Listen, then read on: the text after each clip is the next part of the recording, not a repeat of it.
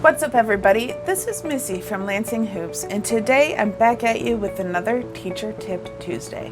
Today I'm going to talk to you about a concept that will help you keep your students engaged for your entire lesson and prevent them from getting too wound up and also from getting too bored. I refer to this concept as peaking and pacing. You use peaking and pacing to maintain class control. Basically, peaking and pacing is purposely bringing different energy levels into your classroom so that you can bring your students up to a high level of excitement and down to a low level of excitement. At the top is a top level of focus and attention, or possibly a top level of excitement that you want to bring your students to. And then you bring them down to the opposite. What this does is allow a natural progression where students are purposely brought up to a point of excitement where they can have an outlet for some of that energy, and then purposely brought back down into focus where they can think about what they've just learned and apply that concept. If you were to imagine peaking and pacing visually, you could imagine it like a sound wave, peaking at the top and coming down to a valley at the bottom. Imagine the peak is the very top of the energy that you want your classroom to display. It might be the top level of noise, the top level of excitement, the top level of movement. What you want to do is gradually bring your students into that peak through structured exercises and verbal feedback so that they're in a safe container of excitement. And once you have them there, you only want to leave them at the peak of that excitement for a few minutes, maybe 5 minutes, 10 minutes max. Any longer than that, and students start to get restless, rowdy, and you start to lose control of the classroom. You may have seen peaking and pacing used broadly in different class structures. It might go something like, when you start a class, you always start with a warm-up, which gets your students focused. Then you teach the lesson, and at the end you do a cool down. This is a really broad example of peaking and pacing, where the beginning of the class starts at a lower energy. It goes up, peaks to the high point during your teaching, and then comes back down for the cool down. Now, what this does for students, broadly speaking, is get their mind engaged in the lesson that you're going to learn, gets them excited, and then the cool down brings them back down into a focus so they can reflect on what they've learned. You can also do peaking and pacing within individual lesson plans. So not just within the broad concept of a lesson or the broad concept of the day, but in each individual exercise, you can apply peaking and pacing. I do this in some of my youth hoop classes when I purposely get the kids excited so that I can bring them back down and get them quiet again. It might go something like this.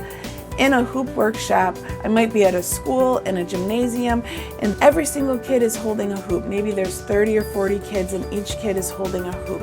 It can get really loud with kids banging their hoops on the floor, talking to each other, and getting excited. So what I do is, in the beginning of the class, I say, okay, everybody, we're going to come to rest position. You do that by snapping your feet together, putting your hands by your sides, and holding your hoop in front of you quietly. Once the students understand that, I'll say, okay, now I want you to go ahead and bang your hoop on the floor as loud as you can. Just go ahead and bang it. And I let them bang their hoop, and everybody starts to get really excited and really loud. And inside of a gym, 30 hoops banging on the floor at the same time echoes and gets really big. A lot of teachers are nervous to get their students that loud or that excited because it's hard to calm them back down. So what we do with peaking and pacing is first teach how to get yourself quiet, and then in measured increments allow you to get louder. So at this point, when I let the students get quite loud with their hoops, they're banging, everything's getting kind of rowdy, I'll say, okay, pause. Everyone snap to rest, and they come back to that quiet position that I taught before, and there's silence in the room. This example of peaking and pacing brings the students up to a really excited, happy, engaged moment, and then quickly brings them back down into focused attention.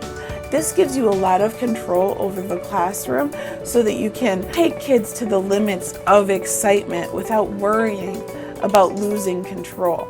You always have to make sure that there's an end to the peak, or students will become overwhelmed, and that's when things start to go off, where students stop listening, or you have people who lose focus or start to get frustrated, or some kids who start to get bored. Let's say, for an example, your students are having free time and they're going over something that you've just learned. They've been having free time for 3 or 4 minutes, and you're noticing that they're starting to not practice so much, but rather play with their friends, and props are starting to go everywhere, and everyone's sort of starting to talk and mingle rather than work on the technique. What you would do is, at the peak of that, you would say, okay, everybody, I'm going to give you 1 more minute, and then I want you to show me what you've been working on.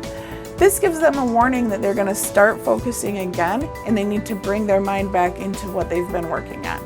After that time is up, you run them through that exercise and say, okay, I want everybody to show me this technique 3 times on each side. I'm just going to take a minute to watch. And then you let them go through it again on their own. At this point, they know you're watching them, and they'll be doing it more focused.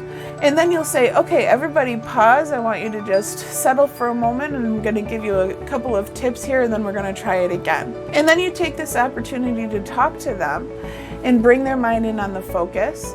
And then slowly you say, okay, everybody try that with those tips in mind. And then you slowly let them try the technique again. But rather than in a free time type of environment, now you're doing this in a lecture type of environment. So what happened there is you took them from the peak of free time, just allowing them to explore and play and see how to make a technique work, and you slowly brought them back down into focus so that you can talk about the technique and make sure that they're understanding what you're teaching. And that's how peaking and pacing works in your classroom. Peaking and pacing is a great way to keep your students motivated and interested and excited for the entire length of your class.